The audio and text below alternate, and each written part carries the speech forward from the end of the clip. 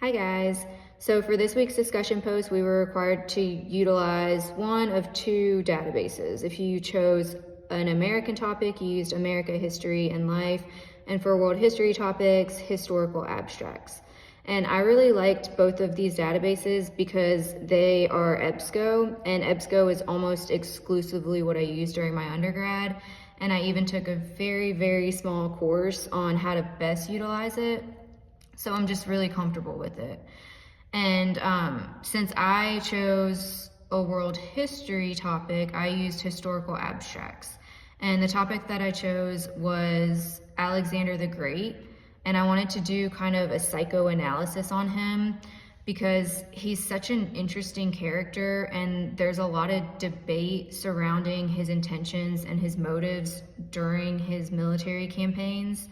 On one hand, you have what he claimed, that he wanted to create this space where all of these cultures could unite and live in harmony and coexist. And then on the other hand, you've got the debate that he was just a bloodthirsty, cold-blooded killer out for glory. So I set out to find information, and the first thing I did was I searched for Alexander the Great and Aristotle, because when doing a psychoanalysis, you have to consider the influential figures in that person's life. And Aristotle tutored Alexander the Great as he was growing up, so he had to have had a significant influence on him. So that search only yielded, I think, 3 sources that were in English.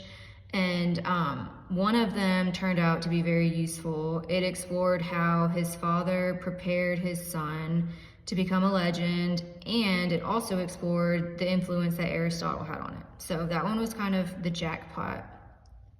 Next, I searched for Alexander III of Macedon, just to see what it yielded, and it wasn't much either. It was a lot of sources that were not relevant to my topic. I found one, and it was about why he was so successful as a military leader, and it was because he was an adaptable person, which I felt like has a lot to do with your personality and could be used for a psychoanalysis. So I added that one. That one's my second source on the list. And then finally I searched for Alexander the Great, and then I just put psychology just to see what came up. And I actually found a really great article on the dreams, ambitions, and intellectual pursuits of different figures, and Alexander the Great happened to be one of them, lucky for me. And it just explored how his dreams were steeped in conquest and unity, and it even talks about how Aristotle was his tutor and how that influenced him, which is great for my topic. And just how his motives were very ambiguous, as I mentioned, and it's hard to differentiate between his pursuit for personal glory versus the genuine vision that he had of cultural amalgamation, and how it's still debated today. And then I also just wanted to go and look at the America History and Life database.